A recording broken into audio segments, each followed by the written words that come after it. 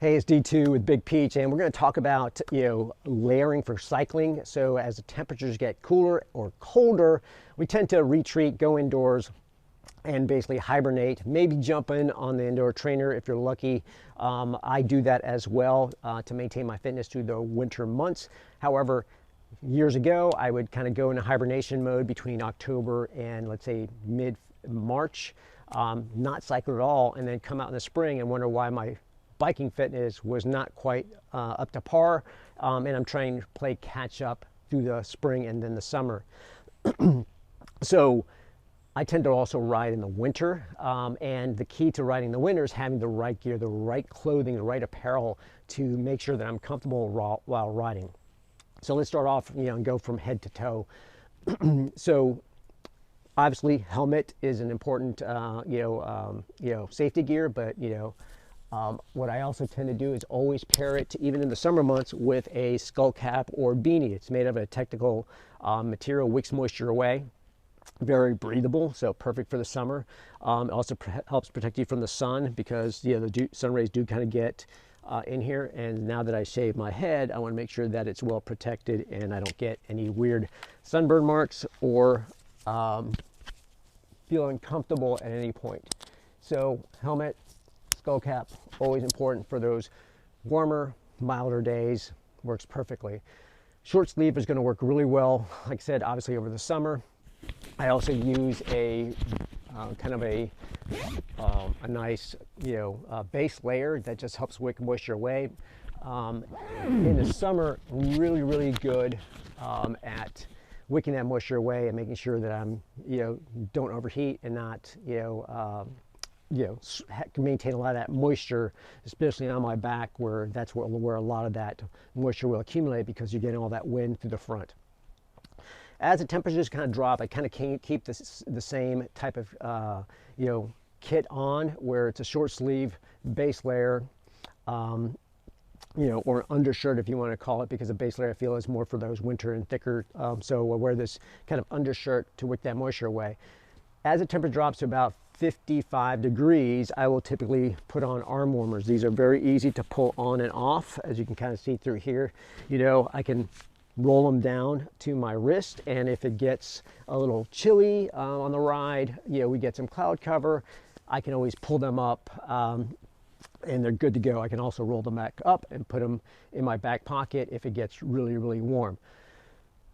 I did a ride recently where we started kind of 55 degrees, and I knew the temperature was going to climb to, by the afternoon, it was going to be a long day, and being a 9-hour day on the bike, and I knew we were going to climb closer to the 80 degrees. So I didn't want to pack a lot of stuff, a lot of layers. So the first hour I was, very chilly because I didn't have arm sleeves. I went with just a short sleeve jersey, the undershirt, but the effort I put into it, into the ride also helped build up that core temperature, helped me start warming up. So don't overdress, that's key. Always dress for it being at least 10 degrees, maybe even 15 degrees warmer than it will be at the start of the ride, because you will warm up and you don't want to overheat. Sweat too much and that cold is going to make it feel really kind of chilly. You may have actually experienced hypothermia, especially in those really cold temperatures, okay? The other thing is that if it's windy and you need something to kind of help protect you from that wind, especially the frontal area as you're riding, or maybe it's a light rain, a nice light jacket that packs away, like this one here from Castelli. And by the way, all the brands I'm mentioning, I have all of them, a variety of them.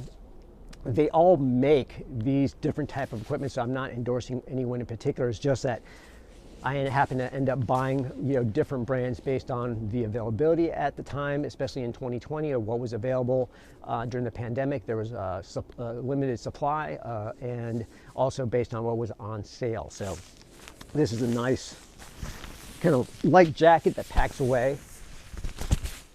Perfect for those light wind days, light showers, and packs away really well and allows you to stay comfortable. So this layering option here can work really well from temps, I would say from like 50 to 60 degrees, and then you can easily peel it off, stash it away. And very versatile, and these pieces can be reused even under colder temperatures. So let's take a look at what that looks like and see what other options I have and what recommendations I have for when the temperature does drop. And obviously at this point, you can still wear shorts and you don't need any coverings for your shoes. That's all pretty good for those 55-ish degree weather. When it drops below that, that's where you want a little bit extra. If you also need some covering for the legs, just like the arm warmers, they do make leg warmers that you can pull those off and stash them away in your back pocket as well. So let's take a look at when the temperature drops below 50 and what you want to wear for those type of conditions. All right, as the temperature drops, and we're talking about below 50, so 40 to 50 degrees, you're gonna want some better gloves. Your regular, full finger or even short finger cycling gloves will probably work well in that 55 or above. I tend to prefer full cycling gloves, even if they're thin layer for most conditions, even in the summer. I just like that extra coverage on my hands. But as we get into those colder temperatures, something that's going to be a little bit thicker, in some cases, even as the temperature drops even further, I tend to pull in and use glove liners as well for that a little bit extra warmth, because sometimes these just provide a little bit extra protection from the elements, but still the wind kind of gets through. I have purchased some thicker gloves, but I feel like you lose that tactile feel on the shifters when you're switching gears. Also, when you're using the brakes, I feel like you want to have a little bit of control. So something that's very overly thick, it's something, or maybe even stiff, because they have more of a pleather or leather or some sort of other type of material that provides that wind protection, just doesn't provide that really good tactile and very kind of nimble type of feel to your fingers that are going to allow you to react to shifting gears and to hitting the brakes. So I tend to pair them with these. I still would look for, I like these when the temperature really drops to about, and I wouldn't probably ride in 30-degree weather, but sometimes the rides do start in 32 and warm up to 30, so, or start in about 30 to 32 and warm up to 40, 45 by the end of the ride. Then these will typically work well for me. As you can see, I'm still wearing this jacket that I showed previously, but now I've got underneath here, I've got a thicker kind of jacket on here. So this is like a jersey jacket. This is another one made by Castelli. It is the Perfetto Rain or Shine. So it is a little bit thicker. It does have a little bit of a lining on here, so it does provide a little bit additional wind protection. A little bit also of rain protection, but the jacket on top of it just provides a little bit more of insulation and helps block that wind even further. So I do enjoy this, and once again, if it does get a little bit warm because the sun does start coming down on you, and you can always peel this off as well and pack it away, as I said previously. The other thing that I would probably recommend, especially when those temps kind of drop, is going and wearing a buff. A buff to kind of put around your neck is going to help protect that neck. Maybe put it over your mouth, your nose. Just be careful if you put it over your nose and you're wearing glasses that it doesn't fog up your lenses, because that'll make it hard for you to see. So a buff is something I would definitely recommend for those temps in the below 50 to 40 degrees to include. As far as base layer, and this is what this actually is a base layer from Craft, and what I like about this one specifically is that it does have this wind panel to it. So it does have it on the shoulders and where you're going to get a lot of that wind and feel that wind first. So it does have that additional layer. It is made of a merino wool, so I do enjoy that as well. And it has, for the most part, done a really good job of protecting me from those elements in the 40-degree to 50-degree weather. This is perfect when the sun is out. I know it's going to be a nice sunny day, very similar to today, where I know I'm going to get the sun beaten down, and then the black with the sun just helps provide a little bit of that additional warmth, layered with the wind protection and the jacket. I feel very, very comfortable on it. I also like that it has these reflective, piping on it that makes you kind of stand out. So that's really nice. I would always recommend, of course, that you wear bright colors as much as possible. So I tend to, like you saw in the gloves, high visibility, you know, bright yellow is typically my choice. They also make like neon green and maybe even neon pink or even orange colors. I tend to go for this neon yellow type. When you start getting those temps into the below 40, that's where you want to add a little bit extra protection for your feet. So at this point, I'm wearing full length bib tights.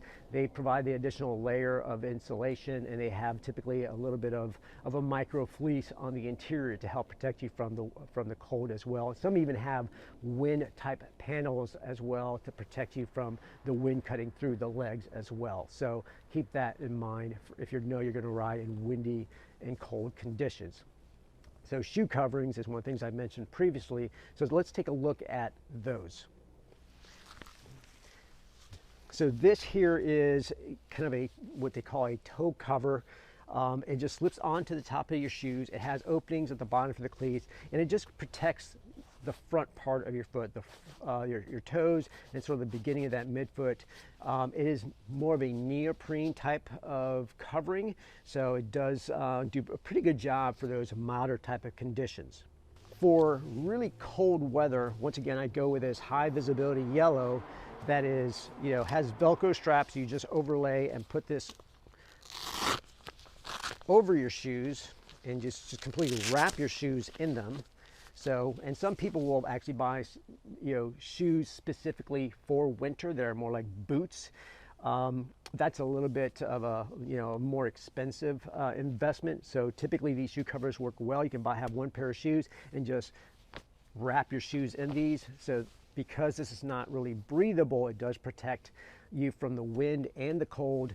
Wraps around the back, typically covers up the ankle, and makes a nice kind of a boot from your regular cycling shoes. So one of the things I would recommend is invest in these, especially for those temps. I would say in the, at least the toe covers for 40 to 50 degrees, and these booties for anything goes below like 30 to 40 degrees. And they even make some that are going to be thicker than these, but really depends on, the conditions that you're going to ride in. But do consider wearing something with high visibility colors. And once again, make sure that they have the opening at the bottom for your cleats. And I would actually recommend putting these on before you ever leave the house, before you show up to the spot, where you're going to ride, especially if you're meeting friends. That way it's very easy to slip on and off, as opposed to trying to put your shoes on and then put these over. If you do that beforehand, you're going to have less time in the cold getting dressed for your ride. All right, another option that I have is this jacket from Gore. It is very similar to the Castelli Rain or Shine jacket. It just has a little bit more micro fleece on the interior for those days where I feel like it's going to be overcast. I'm not going to get a lot of sun. I want a little bit extra protection, or it's going to be extra windy. So this is a Gore jacket. It does have Gore-Tex type of protective material on it, so it does protect from the elements a little bit better. It does have these cuffs that kind of go down, and with reflectivity, not only on the cuffs, but obviously you're wearing the very all bright neon yellow for visibility. Reflective elements on the cuffs, reflective elements along the back. It does, like I say, have more of a fleece-like material, a micro fleece type of material on the interior. And I still have the base layer underneath here. But if it was going to be a really cold day and I wanted the extra layer, I would probably go with a long sleeve jersey for that additional layer. So where I'm wearing 2 layers right now, I'd probably go with 3 layers for temps where I knew it was going to be 40, maybe 35 at the start of the ride, windy, and finishing at about 45 degrees. I would probably then go with 3 layers, a long sleeve jersey, a base layer, and this jacket, just to make sure that I'm comfortable and well protected. I also forgot to mention that I'm wearing more of a winter type of skull cap underneath. So underneath the helmet here, I've got another skull cap. It's a little bit thicker. It does cover the ears, so it does protect the ears from the cold, which you want to be concerned about, especially with the wind and everything. You want to make sure that those areas that are exposed from your normal, warmer rides are going to be covered to reduce any chances of being uncomfortable or even frostbite. So these are all great accessories to have in your arsenal for cycling in the colder and cooler temps. And all this is interchangeable, and if you have, like I said, you can add with a short sleeve, a long sleeve, a thicker long sleeve, a more of a thicker material that is going to maybe even be merino wool. We'll even add a little bit more protection. All these can be interchangeable, and depending on the conditions, whether it's going to be sunny, cloudy, maybe light rain, to keep you on the road and make sure that you're staying comfortable and enjoying those rides and getting the most out of your winter rides as you possibly can while enjoying your your ride on two wheels. So I hope that helps you out. I hope it was informative. Obviously, if you have any questions or you have any suggestions, by all means drop them in the comments below. Love to hear your thoughts. And as far as brands, I mean, I am not partial to any specific brand.